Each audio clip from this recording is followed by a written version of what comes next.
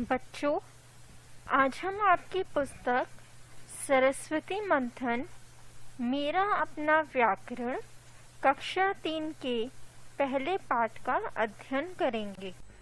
हमारा पहला पाठ है भाषा और व्याकरण। भाषा और व्याकरण को अंग्रेजी में लैंग्वेज एंड ग्रामर कहते हैं। बच्चों, इन चित्रों को देखें। बच्चों, यहाँ देखिए, यहाँ दो बच्चे आपस में टेलीफोन पर बात कर रहे हैं। वह दोनों एक दूसरे की बात को सुनकर समझ रहे हैं। तो बच्चों, यहाँ पर मौखिक भाषा का प्रयोग हो रहा है। अब बच्चों, यहाँ देखिए, यहाँ एक व्यक्ति अखबार पढ़ रहा है। अखबार पढ़कर अखबार के शब्दों को पढ़कर समझ रहा है। तो यहाँ पर लिखित भाषा का प्रयोग हो रहा है। चलिए बच्चों, अब हम आपकी पुस्तक में पढ़ते हैं कि इसे कैसे पढ़ाया है।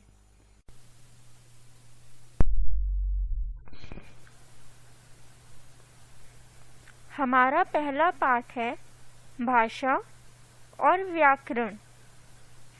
भाषा को अंग्रेजी में लैंग्वेज और व्याकरण को ग्रामर कहते हैं। बच्चों, आपने पिछले कक्षा में भाषा के बारे में पढ़ा था कि भाषा क्या होती है। अपने मन की बात दूसरों को बताने व दूसरों की बात समझने के लिए भाषा की आवश्यकता होती है। जैसे जब आप अपने मित्र से बात करते हैं या जब आप अपने मित्र को जन्मदिन की बधाई देने के लिए पत्र लिखते हैं, तो इस तरह आप बोलकर, सुनकर, लिखकर या पढ़कर अपने मन की बात, विचार या भाव एक दूसरे को बताना भाषा कहलाता है। आपने भाषा के प्रकार भी पिछले कक्षा में पढ़े हैं। भाषा के दो रूप होते हैं, मौखिक रूप और लिखित रूप।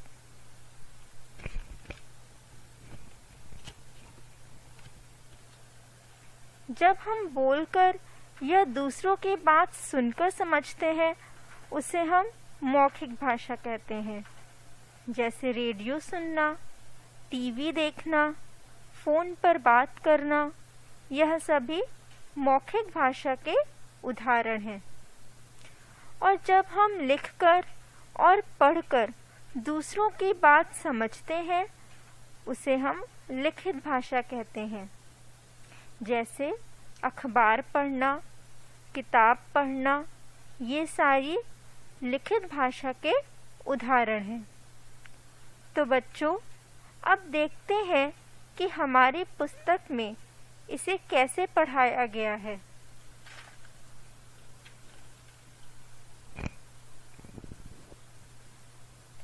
भाषा और व्याकरण, लैंग्वेज एंड ग्रामर। देखिए, पढ़िए और समझिए। बच्चों, इस चित्र में देखो।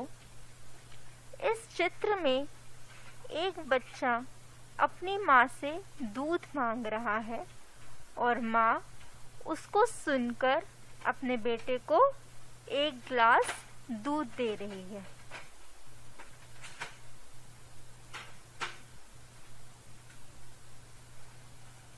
रोहन ने कहा, माँ, मुझे दूध दो। माँ दूध लाई और बोली, लो बेटा, दूध लो। माँ बेटे ने जो बोलने सुनने का माध्यम अपनाया और बोलकर सुनकर एक दूसरे की बात को समझा, उस पर जो कार्य किया, वह साधन भाषा कहलाता है। बच्चों, अब इस चित्र को देखें। इस चित्र में माँ पिताजी को पत्र दे रही है और उनसे कह रही है कि इस पत्र को पढ़कर इसमें लिखा हुआ संदेश हमें बताएं। मामा जी की भेजी ने चिट्ठी माँ ने पढ़ी। माँ ने सबको बताया मामा जी की लड़की की शादी है, अगले रविवार को जयपुर जाएंगे। यहाँ लिखने पढ़ने का माध्यम भी भाषा कहलाता है। भाषा वह माध्यम है जिसके द्वारा हम अपने विचारों और भावों को प्रकट करते हैं। भाषा के बिना हमारा काम नहीं चल सकता। बोलकर और लिखकर अपने विचार दूसरों तक पहुंचाने का और दूसरों की बात समझने का माध्यम भाषा कहलाता है। भाषा का दो रूप प्रयोग होता है। भाषा के रूप मौखिक रूप और लिखित रूप। मौखिक रूप बोलकर अपनी बात समझना व सुनकर समझना भाषा का मौखिक रूप कहलाता है। बच्चों, इस चित्र में देखें, दो मित्र आपस में बात कर रहे हैं। एक मित्र दूसरे मित्र से पूछ रहा है, कैसे हो रोहन? और दूसरा मित्र अपने पहले मित्र को जवाब दे रहा है, ठीक हूँ, तुम कैसे हो? यहाँ दोनों मित्र एक दूसरे की बात को समझा और सुनकर अपनी जवाब दिया। तो यहाँ पर मौखिक भाषा का प्रयोग हो रहा है। लिखित रूप लिखकर अपनी बात समझाना व पढ़कर समझना भाषा का लिखित रूप कहलाता है।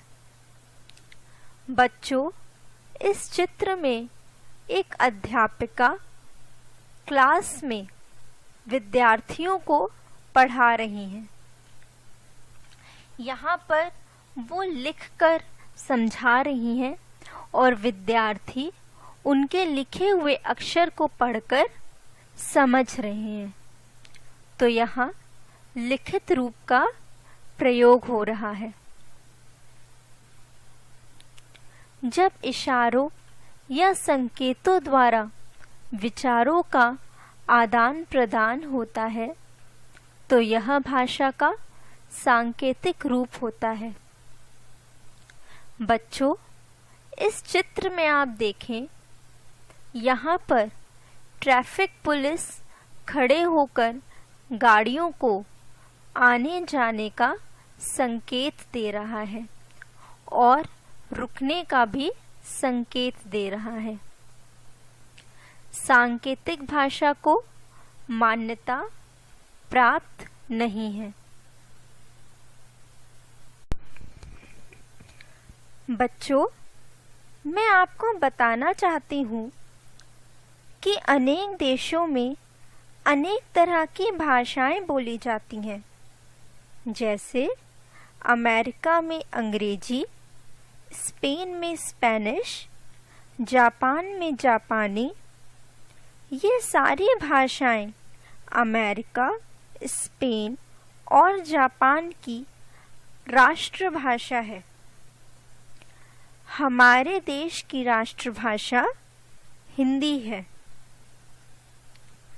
बच्चों, क्या आप जानते हो कि हमारे देश में भी कई भाषाएं बोली जाती हैं? जैसे गुजरात में गुजराती, कश्मीर में कश्मीरी, पंजाब में पंजाबी। तो चलो अब हम देखते हैं कि हमारी पुस्तक में इसे कैसे पढ़ाया है।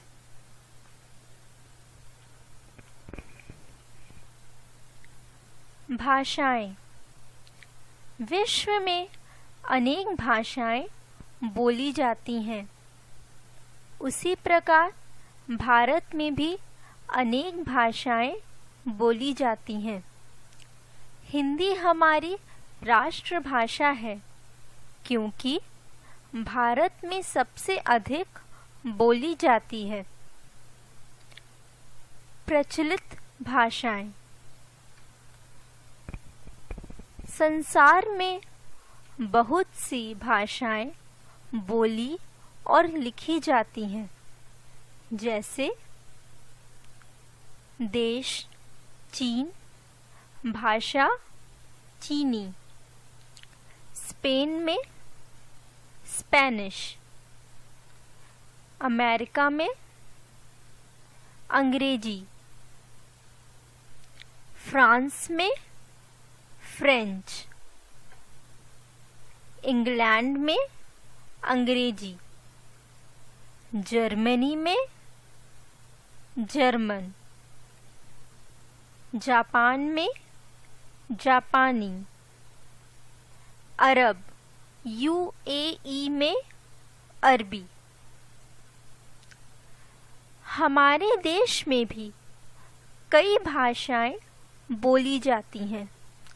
उनमें से कुछ जैसे प्रांत राज्य तमिलनाडु, भाषा तमिल, बंगाल में बांग्ला, कर्नाटक में कन्नड़, गुजरात में गुजराती, बिहार यूपी में हिंदी, महाराष्ट्र में मराठी, पंजाब में पंजाबी, केरल में मलयालम, ओडिशा में उड़िया या ओड़िया, कश्मीर में कश्मीरी या डोगरी। बच्चों, अभी आपने पढ़ा कि अनेक देश में अनेक भाषाएं बोली जाती हैं। वैसे ही हर भाषा को लिखने का अलग अलग ढंग होता है। भाषा को लिखकर प्रकट करने के लिए निश्चित चिन्ह होते हैं। भाषा को लिखने के लिए प्रयोग किए जाने वाले चिन्ह ही लिपि कहलाते हैं। प्रत्येक भाषा की अपनी एक लिपि होती है। अपने देश में प्रचलित कुछ भाषाओं और उनकी लिपियों के नाम कुछ इस तरह हैं। संस्कृत और हिंदी की लिपि देवनागरी है। उर्दू की फारसी और पंजाबी की गुरुमुखी है। अब हम देखते हैं कि हमारे पुस्तक में इसे कैसे पढ़ाया है।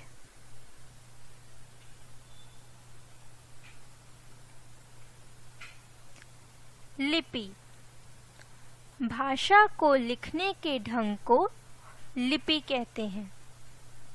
प्रत्येक भाषा की अलग अलग लिपि होती है। भाषा संस्कृत, हिंदी, लिपि देवनागरी, उर्दू की फारसी, अंग्रेजी की रोमन, पंजाबी की गुरुमुखी।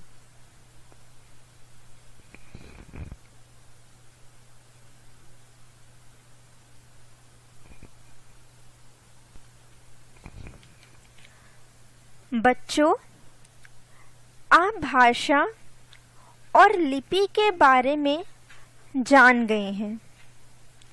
अब हम व्याकरण के बारे में पढ़ेंगे। बच्चों, अगर मैं आपसे ऐसे बोलूं कि हम आज पाठ 1 भाषा, लिपि और व्याकरण पढ़ाऊंगा, क्या ये वाक्य आपको अटपटे नहीं लगते? इस वाक्य में भाव भले ही समझ में आ रहा है, परंतु यह वाक्य अशुद्ध है। वाक्य हम सर्वनाम तथा पढ़ाऊंगा क्रिया के अशुद्ध रूप का प्रयोग हुआ है। इसका शुद्ध वाक्य है, आज मैं पाठ 1 भाषा, लिपि और व्याकरण पढ़ाऊंगी। बच्चों, भाषा को शुद्ध रूप में बोलने, पढ़ने और लिखने के लिए कुछ नियम हैं। इन नियमों का ज्ञान करने वाला शास्त्र ही व्याकरण कहलाता है। अब हम देखते हैं कि हमारे पाठ में इसको कैसे पढ़ाया गया है। व्याकरण। व्याकरण भाषा के सही प्रयोग को जानने के लिए निश्चित किए गए नियमों के संकलन को व्याकरण कहते हैं। जब हम कुछ बोलते हैं या लिखते हैं तो हमारी भाषा का शुद्ध होना आवश्यक है, नहीं तो हम कहना कुछ चाहेंगे पर सुनने वाला कुछ और ही समझ लेगा। इसे समझने के लिए नीचे दिए गए चित्रों का वर्णन देखिए। राम लिखती है, माँ खाना बनाता है, बच्चा खेलते हैं। ध्यान दीजिए कि इन चित्रों के नीचे लिखे वाक्य चित्रों से मेल नहीं खा रहे हैं। इस कारण वाक्य अटपटे लग रहे हैं। अब इन्हें फिर से पढ़िए। राम लिखता है, माँ खाना बनाती है, बच्चा खेलता है। आपने देखा कि भाषा का ठीक ठीक प्रयोग होने पर ये वाक्य चित्रों के बारे में सही ढंग से बताने लगे हैं। व्याकरण में वर्ण, शब्द और वाक्य के विभिन्न प्रकार, भेद उपभेद आदि का अध्ययन किया जाता है। व्याकरण वह साधन है जो हमें भाषा का शुद्ध बोलना और लिखना सिखाता है।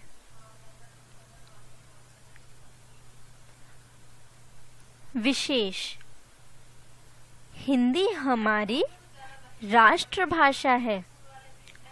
हर साल 14 सितंबर को हिंदी दिवस मनाया जाता है। हमारे देश में बहुत से राज्यों में हिंदी भाषा बोली जाती है। पूरे राष्ट्र देश में बोली जाने वाली भाषा राष्ट्रभाषा कहलाती है।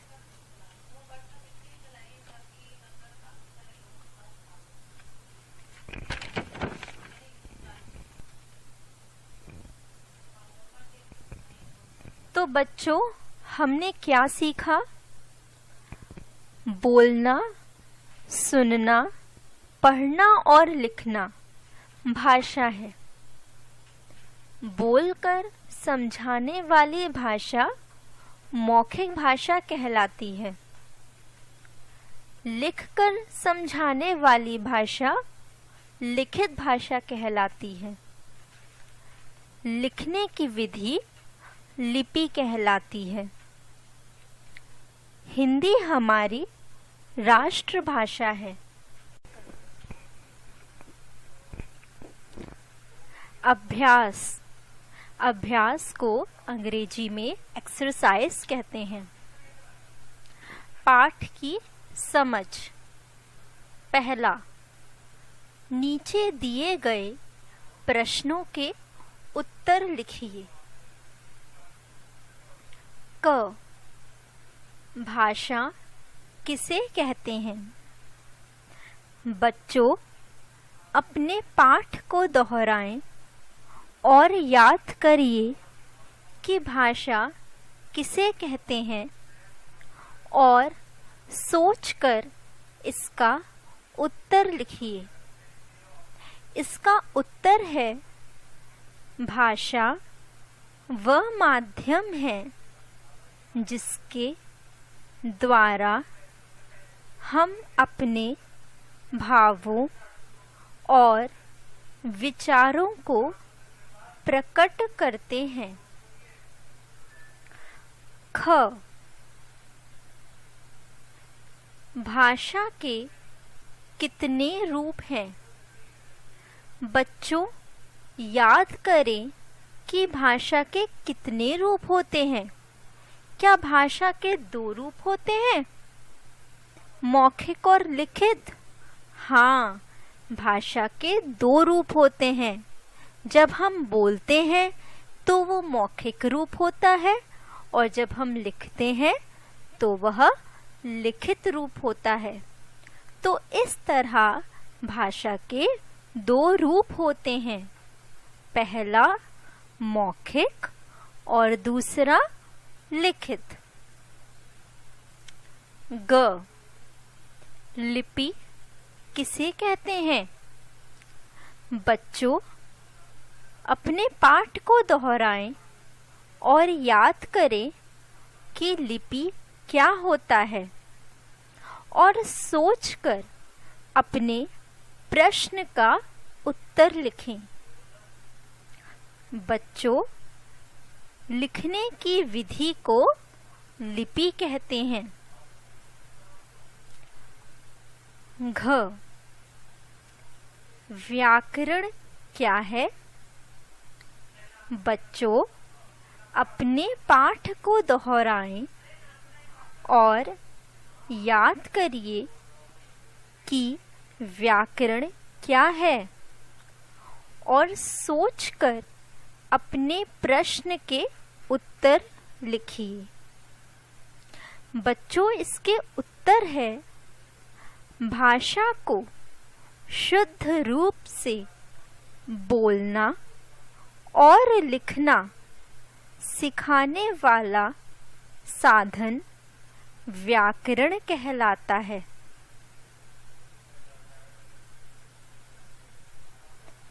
भाषा की समझ। दूसरा, नीचे दिए गए शब्दों से रिक्त स्थान भरिए। क, विश्व में भाषा बोली जाती है। बच्चों, विश्व में कितनी भाषाएं बोली जाती हैं? 1, 2 या 3? बच्चों, विश्व में अनेक भाषाएं बोली जाती हैं। तो आप यहाँ लिखेंगे, विश्व में अनेक भाषा बोली जाती हैं।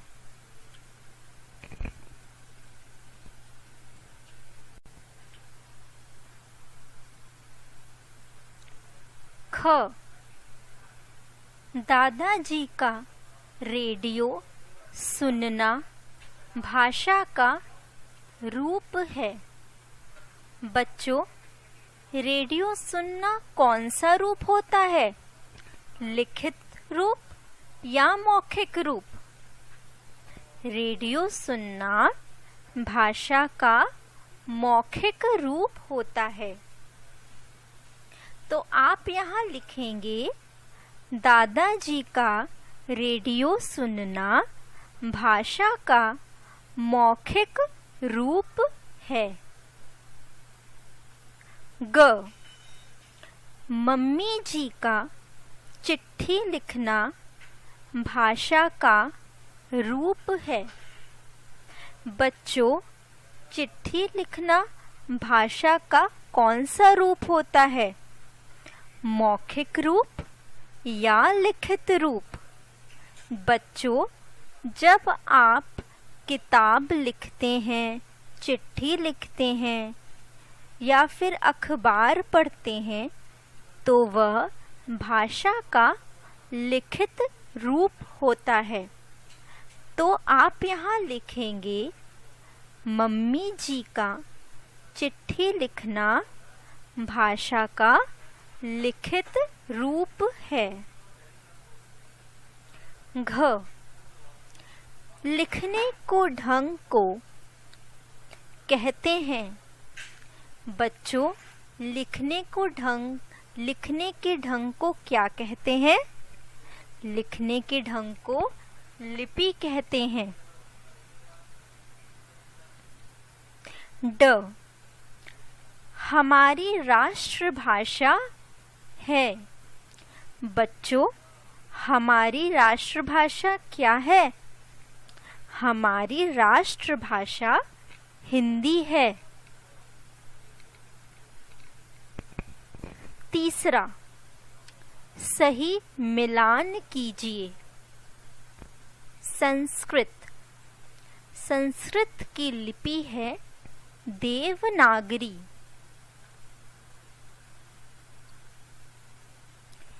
हिंदी की लिपि है देवनागरी।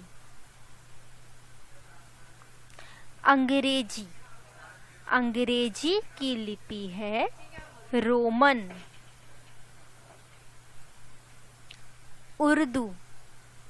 उर्दू की लिपि है फारसी। पंजाबी की लिपि है गुरुमुखी।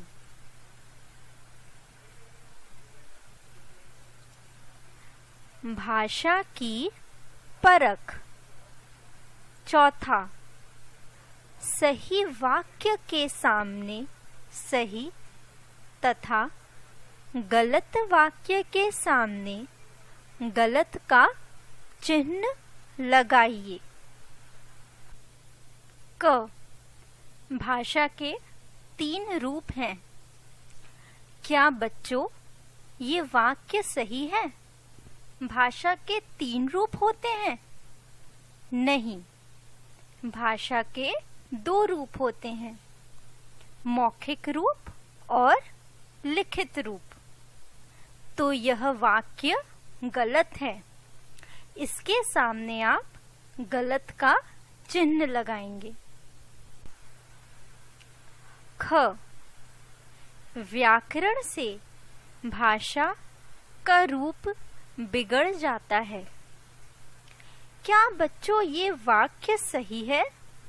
व्याकरण से भाषा का रूप बिगड़ जाता है? नहीं, व्याकरण से भाषा का रूप सुधर जाता है। यहाँ आप गलत का चिन्ह लगाएंगे। ग, अपनी बात को लिखकर बताना भाषा का लिखित रूप कहलाता है।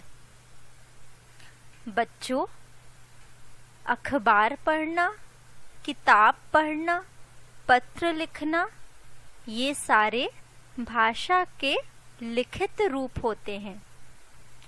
तो ये वाक्य सही है।